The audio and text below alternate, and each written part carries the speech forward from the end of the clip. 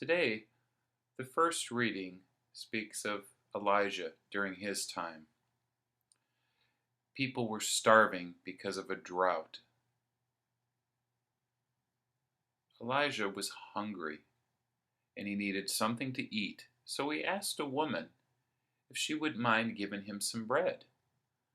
But the woman told him, "I was getting ready to make some bread for me and my son, but that's all we have. The flour and the oil will run out. This is the last, and then we will die." Elijah told her not to worry, to go ahead and make the bread and give him some, and that God would make sure she did not run out of flour and oil. The woman agreed, made the bread, and gave some to Elijah. And what he said was true. There was still plenty of flour and oil left, and it lasted long enough for her to be able to make bread for her and her son until the drought ended. And then the flour and oil stopped replenishing itself.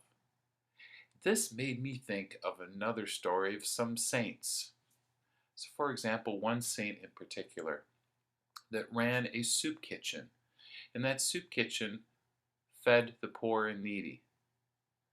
The saint was making soup, and he looked out and saw a huge line of poor people waiting in line for soup. And he was worried he was going to run out, so he prayed to God to ask him to help so that he didn't run out of soup. He started to feed all the people waiting in line and was able to feed everyone until they were full, and he never ran out of soup. There was still plenty left. And there are other stories of saints experiencing these things. Now, can God do a miracle like that with us today? Well, I kind of doubt it. However, God has given us something that we will never run out of, and that's His love. God wants us to continue to give His love to other people, to love them, to be patient with other people, to be kind and generous to other people. So today's gospel is a really good example that it doesn't matter if you're poor, that we should still try and give something at the temple.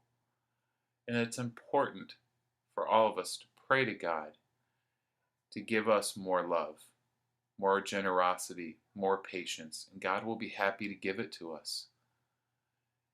And when we are able to love other people and be generous and helpful and kind, all of those things, then of course we will experience those as well from others. And then we are happier and we're able to love and share even more. And the cycle continues and continues. So thank you, and God bless you.